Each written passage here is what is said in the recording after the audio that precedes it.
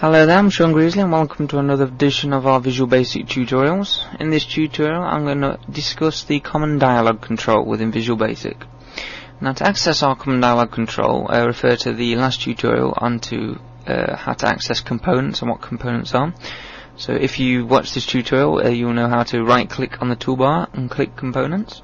Scroll down to the appropriate control you want to use. In this instance it's the Microsoft Common Dialog Control 6.0.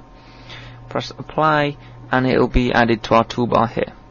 So add it like an ordinary text box, for example, and like other components it has a wide range of properties here. Let's rename it to something useful and memorable and add a text box to our form and a couple of buttons as well. Now in this example I'm going to click one of these buttons and change the font color and the background for the text box from the values retrieved from our common dialog control. Now what is a common dialog control?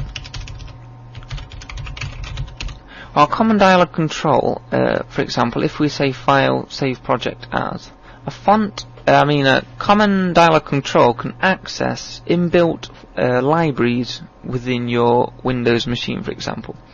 So this form here, it may look very familiar to you. It's got a title, save file as, a couple of buttons here, it's got a combo box here, a label, some icons, a file, folder list control even, a text box, a combo box, a couple of labels and 3 buttons. Now this is standardized within Windows. If you go file save as in almost any Windows program, you'll get something like this menu here.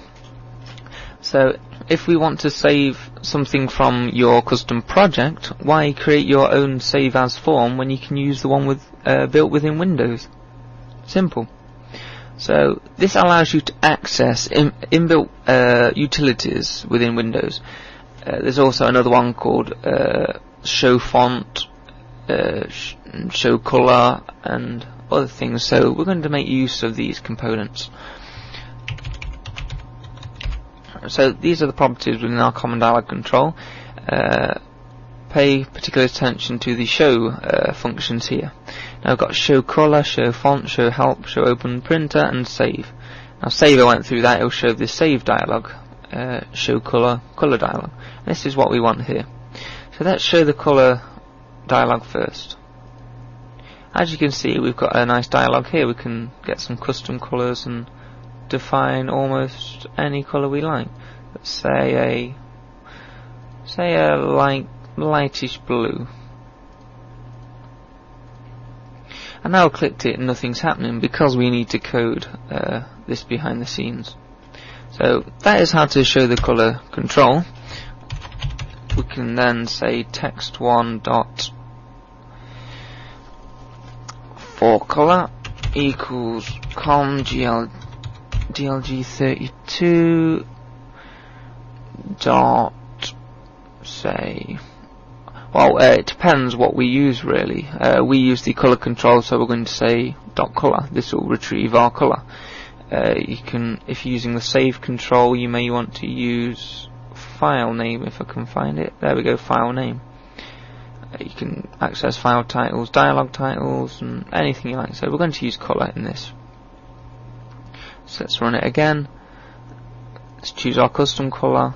As you can see, it's set the foreground to our custom color. So that is our usage of the common dialog control.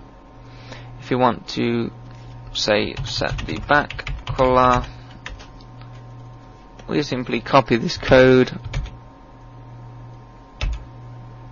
and change it to back color, for example, and we'll have a say black, and our full color is that. And there you go, that is how to use simple fonts and font mechanisms using the common dialog control.